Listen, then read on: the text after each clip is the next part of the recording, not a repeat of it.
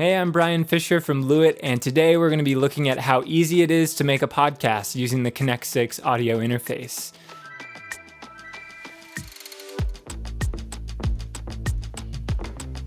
All right, so the first setup we're going to talk about is a monologue style podcast. So this is very simple. It's just one person with one mic in a room. The Connect 6 makes setup for this style of podcast really easy. So to do this, all you're gonna need is a microphone and an XLR cable and plug it into one of the combi jacks on the back of the Connect 6. Make sure you're recording in a quiet space that isn't too echoey because that can be really distracting to the listener. And from there, we're gonna use auto setup to set our gain and to determine any other processing we might wanna add on the way in. All right, so in Control Center, you can dial in all of your settings for your microphone really quickly and easily using Auto Setup. So I'm gonna go to Input 1 where my microphone is plugged in, click Auto Setup, and I'm gonna first choose what kind of microphone or source I connected. In this case, it's a condenser microphone, so that makes sure I have phantom power turned on. Next, I choose what I'm doing, which is talking since we're doing a podcast. And then you have the option to choose live or recording. So in a lot of cases with recording, you want to save things like compression and noise reduction for later, but say on a live stream, this might be really useful to do in the moment in real time. In this case, I'm going to click live because maybe we want to just apply noise reduction and compression right up front so we don't have to worry about it later. I'm going to click live, and then now we'll do a quick sound check. Check 1, 2, testing, 1, 2, 3, check. Hey, hey. 1, 2, 3, 4, check. Now we're going to test the ambient noise of the room.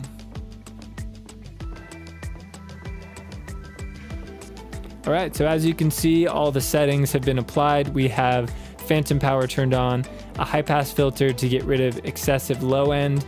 It set my gain for me, and it applied some noise reduction with the expander and some compression to rein in the dynamics of my voice. So I can click Finish Setup, and now we're good to start recording. All right, the next thing you want to do is to create a track and to make sure you have the right input selected. So my microphone is on input 1, so that is correct. And now I can start recording my podcast. Check 1, 2, testing. All right, the next podcast setup we're going to talk about is an interview style podcast where you have two people in the same room having a conversation. So just like the last example, you can use auto setup to get your microphone levels dialed in super quickly. One thing I would add though is to make sure that the host and the guest are facing each other, especially if you're using cardioid microphones, which have great rear rejection. You also want to make sure that you're spaced out a little bit so you don't get too much bleed into either microphone. This will make it so it's easy during the editing process to isolate who's talking and get the least amount of room noise. If you want to monitor yourselves with headphones, the Connect 6 has you covered with 2 different headphone outputs and 2 different independent volume controls for each headphone output. You can also even dial in custom mixes. We're going to jump into Control Center and I'll show you how to do that. So oftentimes people like to monitor at different levels or hear different things in their headphone mix. And that's really easy to accommodate in Control Center. You have easy control over headphone volume via these sliders here and the local UI on the interface itself. And you can create custom headphone mixes using Mix A and Mix B. So using the sliders on each input, I can send different sources to Mix A or Mix B. So for this example, let's pretend I'm guest number 1 on input 1 and that we have another guest on input 2, and that guest doesn't want to hear their own voice in their headphones. So I'm going to create a mix for them using Mix B, and I'm going to be using Mix A. So for Mix A, that's going to be our everything mix. So I'm going to make sure that I'm being sent to Mix A and that they're being sent to Mix A. But for Mix B, I just want to make sure that they're hearing my voice, and then I'm going to turn down their voice in Mix B. Next, I'm going to go over to hardware outputs and make sure that for headphone 1, which is my headphone output, that I've selected Mix A, and that for theirs I've selected Mix B. Now everything should be routed properly.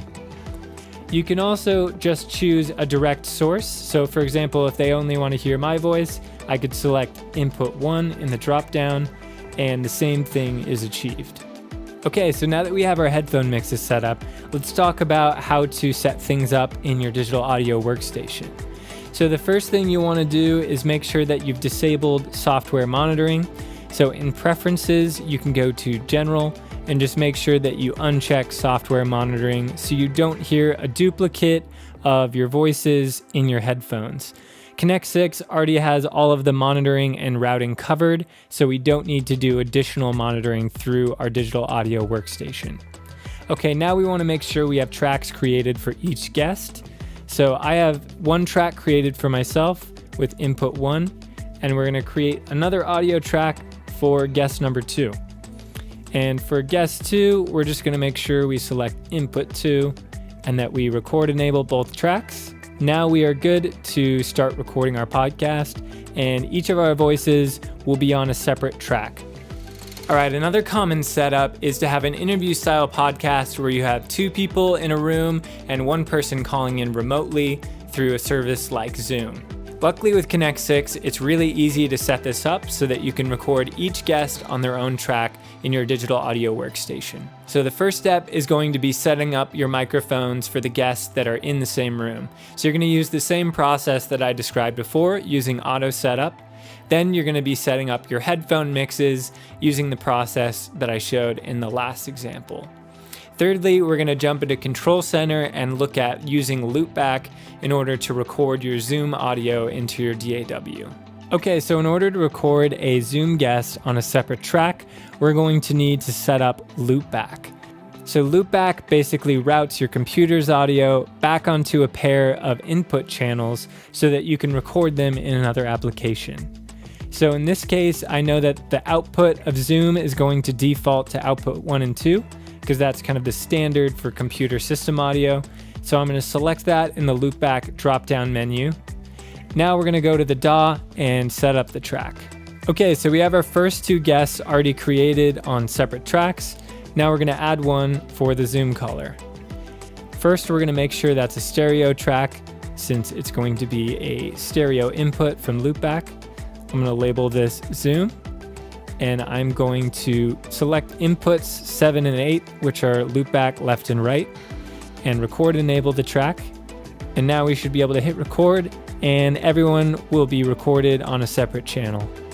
All right, so now I have Maria on the line calling in from Vienna, and I should be recording my voice on its own audio track. And my voice is being recorded on a separate track via loopback. All right, thank you so much for watching this video. If you got something out of it, be sure to like it and subscribe to the channel to stay tuned for future content. And if you have any questions, let us know in the comments. Make yourself heard.